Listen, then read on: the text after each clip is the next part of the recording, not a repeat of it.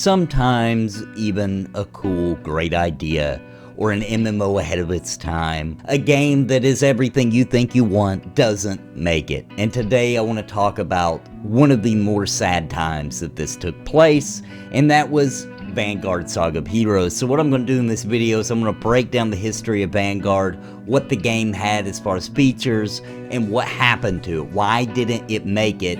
And kind of talk a little bit about how Brad McQuaid has learned from this and how he can avoid something like this happening. And we already know that most of these mistakes he's already avoided right from the get-go.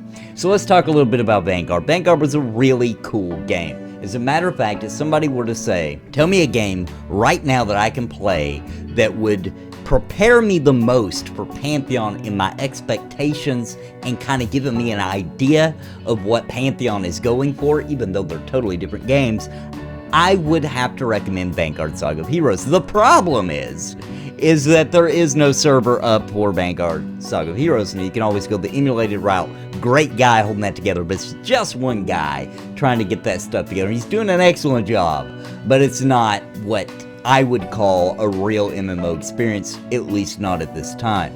So let's talk about what Vanguard was. Of course, Vanguard was created by Jeff Butler and Brad McQuaid. Brad McQuaid, of course, we all know him, but both of those guys played very key roles in developing the MMORPG that we all love, that is still going, called EverQuest. Now, they started this company called Sigil Games Online and started developing Vanguard. Now, in the beginning, it was going to be published by Microsoft. However, Microsoft apparently began to pressure Sigil to release the game a little early. They wanted it out, they wanted to start making that money. They wanted that cash money to start rolling in. So, in 2006, it was announced that Sigil acquired the full rights to the game and that Sony Online Entertainment was going to be a co-publisher of Vanguard. So everybody was happy. Here we go. We're back in the house of EverQuest for this game with Brad McQuaid at the helm. It's going to be wonderful. It was a very ambitious game.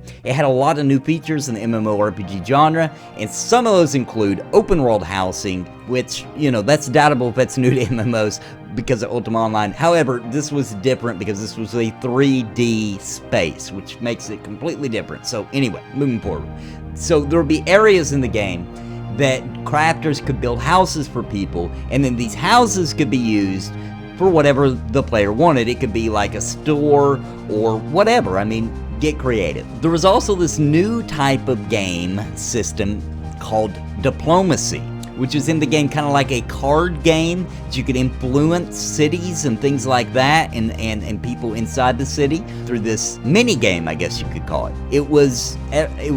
Everybody was hailing it as it was going to be the spiritual successor to EverQuest, obviously because of Brad McQuaid, and it was going to be a difficult play style, and you know, things had already, you know, in a time when things were beginning to erode into casual in the MMO space, so they were offering a difficult game. They started beta testing the game in 2005, and they beta tested it all the way until 2007, and the game launched on January 30th, 2007 to the public. Now, it came out doing pretty decent. It came out somewhere around almost right close to, I think, 250,000 players in its very first 30 days. However, it was rushed. Not as rushed as Microsoft would have made it. They were given a little bit more time with Sony Online, but not enough. And it just showed. There was broken quests. The game wasn't very optimized. It wasn't running well. There were zones not finished. It just didn't have the polish that it needed. And roughly half of the people who bought the game left during their first free month. Now, it had some very mixed reviews, from Biggest Disappointment Award and Lamest Launch Award. And of course, it was released during very bad timing, SOE. Very bad timing, because the Burning Crusade expansion of the World of Warcraft was getting so much attention, as you can imagine. Now, in 2007, later on, Sony Online went ahead and acquired all the rights for Vanguard and all of Sigil. Sony began to try to do an overhaul of Vanguard, and they did actually fix most of the bugs, the performance issues. They changed a lot of the game mechanics, including the court-shown system, by the way. And Sony Online continued to try to make this a good game, to make it successful, to drive people to it. They knew there was a crowd of people out there, just like there is right now still, who wanted this kind of game, and they were just trying to make it work. But unfortunately, it didn't work, and it was very unsuccessful, and they couldn't get people to come back to the game, and it was shut down in 2014.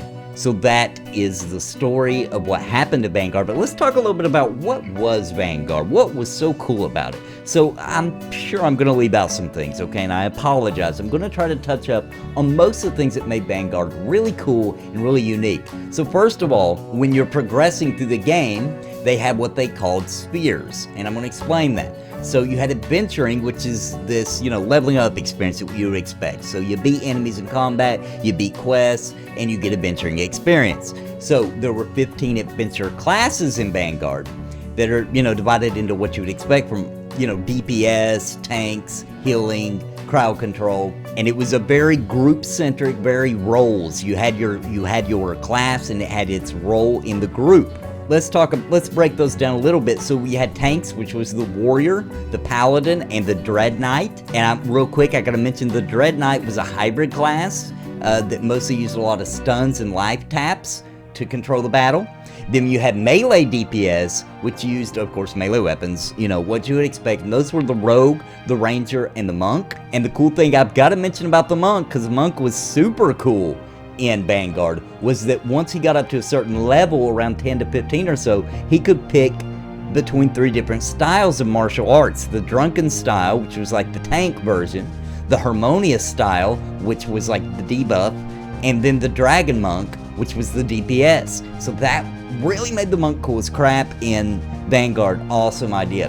Now then you also had in the melee DPS was considered the bard, which is a utility class. It could combine and twist songs, that kind of thing. Then we have the healers. So the healers were the disciple, the blood mage, which is really cool. They wore like really light armor. They did blood magic and stole health from enemies and used that to heal the group. Very cool. Shaman. And then you had the cleric. Now for mana DPS, or the caster DPS, we had sorcerers, necromancers, druids, and psionists. So the Psionist was really cool. That was like a crowd control and utility class for the magic users, and was really cool, very unique. And I also got to go back and say that the Druid, although it seemed to be mainly for DPS in this game, it did have some heals as well. Now, that is the adventure spheres. Then you have the crafting spheres. So this was about getting recipes, raw materials, combining them, and making stuff, right? The swords, a house, a guild hall, a ship, all kinds of options there. So let's talk about the different crafting classes that were available in Vanguard. First up, you had the outfitter, like the tailor and the leather worker. Think that's self-explanatory. You had the artificer, which was like the carpenter, which, the carpenter was cool, man. They could make ships, they could make houses, and they could make wood weapons. Then you had the mineralogist, which made jewelry, stone weapons, and a lot of items for the house building. Then you had the blacksmith, which was the armorsmith and the weaponsmith. So, pretty obvious. The armorsmith made like plate armor and stuff. They could also make horseshoes for the horses. The weaponsmith made metal weapons, and they could also make horseshoes, if I'm remembering correctly. Then you have the diplomacy sphere, okay? So this is where it gets really crazy. And I'd like to mention real briefly, that he has mentioned that doing diplomacy in an expansion or later on down the road in Pantheon Rise of Pawn is certainly in their playbook. So keep that in mind. So diplomacy, what it was very unique. So it was like a trading card game where you use cards to kind of push and pull conversations, and you went in with members of the town, and depending on the gear and the level and all that kind of thing, you were given so many dialogue points. And the goal is to use your different abilities, which could be being aggressive or telling the truth or whatever, to influence the dialogue points to 0. In other words, cornering them through dialogue to where they had no argument. So cool. And it was used in cities, and it was called parlaying. It was kind of like the battle of words, where you used your word abilities to kind of compete. It was so intricate. You could get other people in the city to come and do like buffs that would help and all that kind of thing. And it was just so cool, and it was something that they tied straight back into the game mechanics in order to get guild halls and things like that. It was very, very awesome. And that is a very short and condensed version of what Vanguard was like. Now let's talk about what was the setting like in Vanguard. So it was high fantasy. It took place in a world called Talon. It was completely persistent. It had no instances, had no load screens even. No load screens. Holy crap, that was insane, and I think that was a little bit too ambitious for the time to try to pull that off in a game with, you know, had pretty good graphics, guys. I mean, they look pretty good even to today's standard. They hold up. So, I mean, I wish they would just went with zones, and I think a lot of the problems from the beginning would have went away, but they were being ambitious. Why not? Why not go for the big one? So it was completely open world. It had 19 playable races, 19.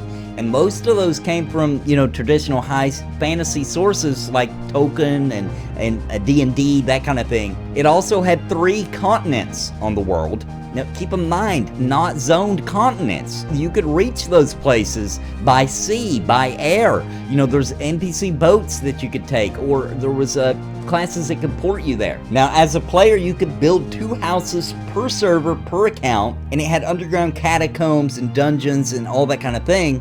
Now, the dungeon content was mainly aimed for full group encounters, which were 6 people, by the way, per group. But there were areas in the game that was obviously designed, especially in the lower levels, for solo play and smaller groups, you know, duoing or trio groups. And all the dungeons in the game were instanced except for one. There was one instance called the Ancient Port Warehouse, which was added by SOE later in the game's life. And those were separated into 6 different copies, or they called them shards. And that was a raid area. So you had 6 options on that. So it was still kind of open world, because it wasn't like you had your group had your own instance. There were 6 options for that. But there were also plenty of raiding in the normal non-instance world as well, I'd like to mention. And that, guys, is a pretty good look at what Vanguard was, what it achieved, what it was trying to do, how it was trying to hit the MMO landscape hard, and how it just didn't work. And unfortunately, the live server is gone, and it will never come back, and it's very sad. And I wished I could have spent more time in this wonderful game, and it's sad. It's always sad. There's so many people out there, and I know Vanguard isn't everybody's story, obviously, because it didn't have a whole lot of people honestly going for it, but there's a lot of people out there who know the story, right? Star Wars Galaxies, for example. People who loved the game, enjoyed it, and it just didn't work out, and their server, their game was shut down. It's a horrible thing to happen to an MMO. But here's the deal.